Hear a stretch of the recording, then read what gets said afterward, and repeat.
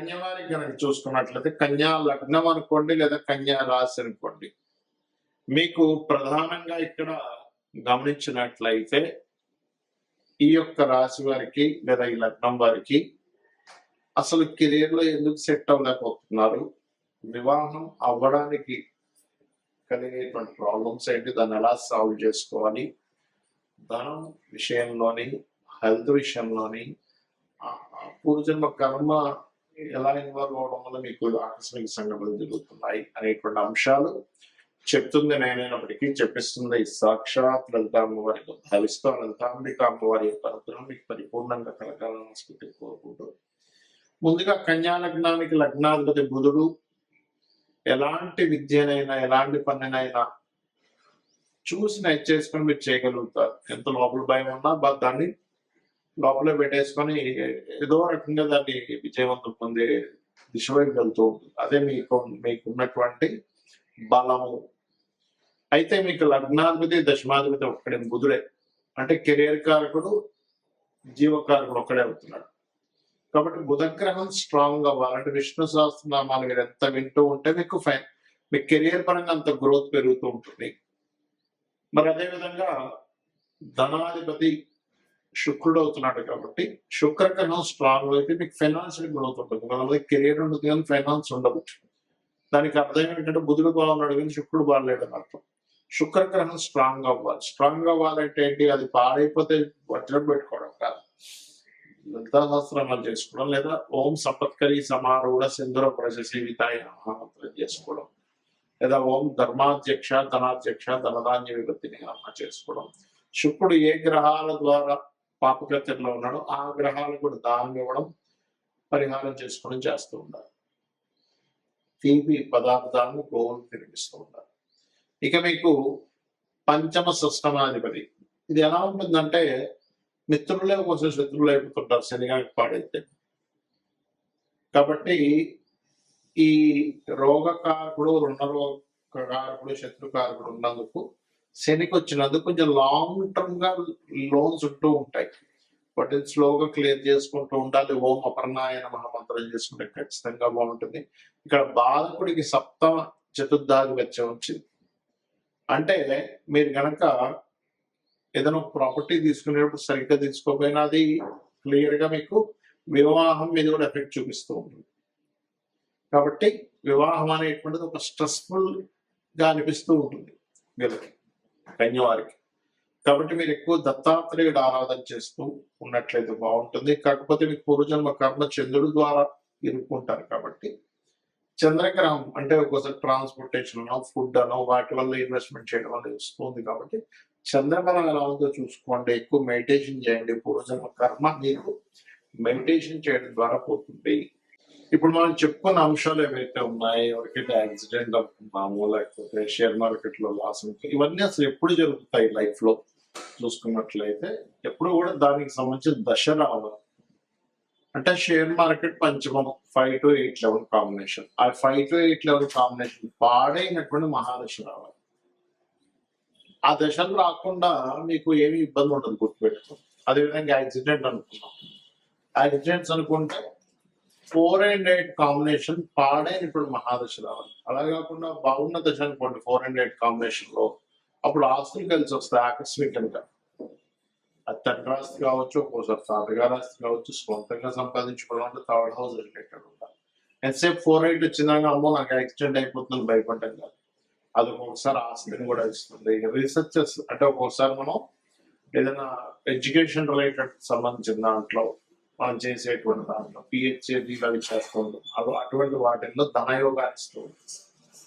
అదేవిధంగా వివాహం అవ్వట్లేదు, వివాహం అవ్వాలి అంటే సప్తమాన్ని యాక్టివ్ చేసే మహాదశలు వస్తుందా లేదా, ఒక్కోసారి సప్తమాన్ని డియాక్టివ్ చేసే మహాదశలు వస్తుంది. అంటే 6వ మహాదశ. ఓకే, అదేవిధంగా 12వ మహాదశ, లేకపోతే 9వ మహాదశలు, ఇవన్నీ కూడా సప్తమాన్ని డియాక్టివేట్ చేస్తూ ఉంటాయి. అప్పుడు అది ఏమవుతుంటుంది, మనం ఎంత ప్రయత్నం చేస్తున్నా అది ముందుకు కదలదు. అప్పుడు ఓకే, ఈ గ్రహాల వల్ల వస్తుంది కాబట్టి ఈ గ్రహాలకు దానం. ఒక్కొక్క గ్రహానికి పర్టికులర్ గా జన్మజన్మకి శాస్త్రాలు కొంత చెప్పారు. ఇప్పుడు రవి పాడయ్యాడు, గోధుమలు దానంగా ఇస్తూ ఉండాలి. ఆదివారం నాడు ఆరెంజ్ కలర్ వస్త్రంతో సహా కేజింపావు, ఏ దానైనా కేజింపావు ఇవ్వాలి. చంద్రుడు అనుకోండి బియ్యము తెలుపు రంగు వస్త్రం. Blouse piece, okay blouse piece లేదా షర్ట్ పీస్ ఇస్తారు, ప్యాంట్ పీస్ ఇస్తారు, మీ ఇష్టం. కుజుడు అనుకోండి కందులు రెడ్ కలర్ క్లాత్, బుధుడు అనుకోండి పెసలు గ్రీన్ కలర్ క్లాత్.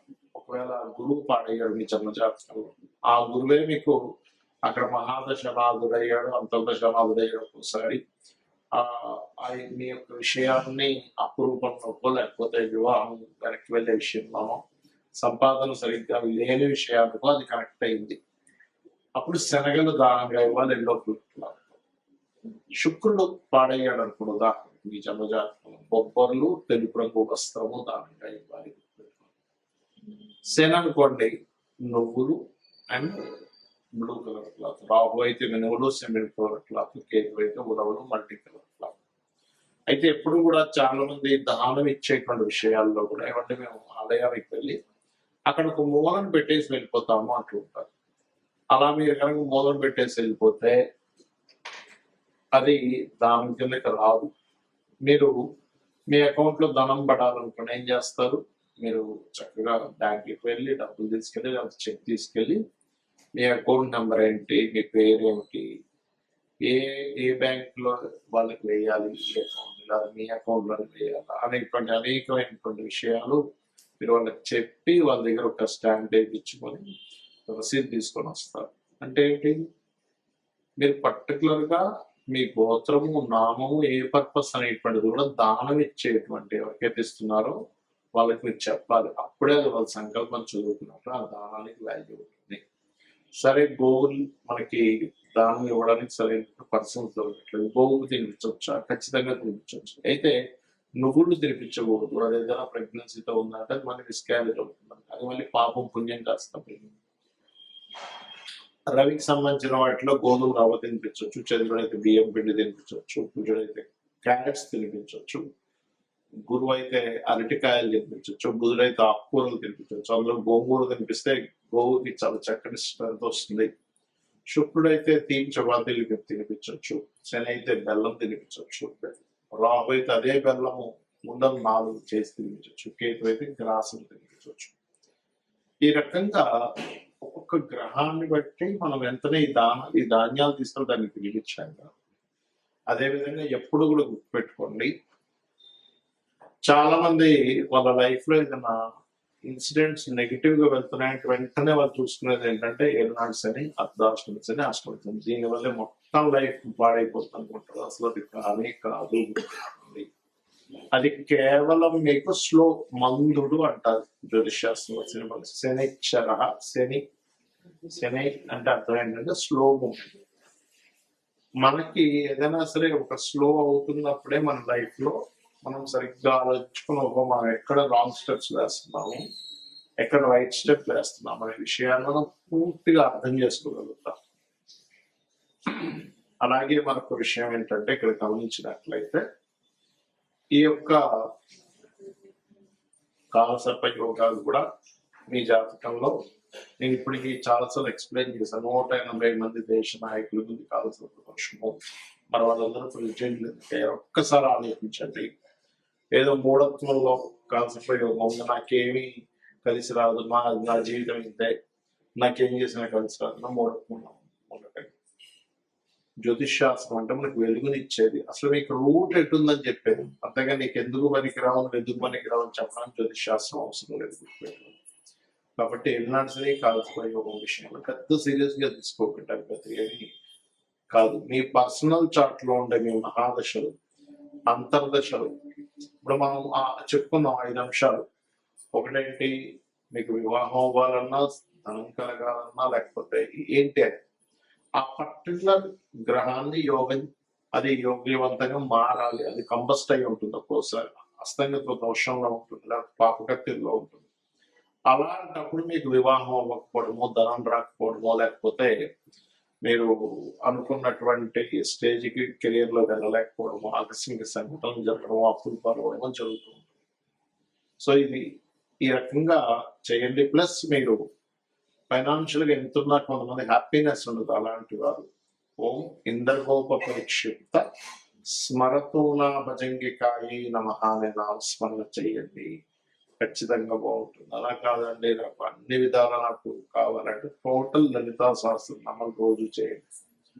రోజు గనక నిత్యము లలితా సహస్రనామాన్ని ఎవరైతే శ్రవణము పఠనము చేస్తారో ఖచ్చితంగా వారికి ఎటువంటి ఇబ్బందులు ఉన్నా కొన్ని జన్మ పాప ఫలితాలను తొలగిస్తుందట అమ్మవారు. అందులో ఒక్క నామం చాలదు, మన ఎన్నో జన్మల పాపాలను తొలగించి ఇంకేమైనా మిగులు ఉన్నాయా అని అడుగుతుందట.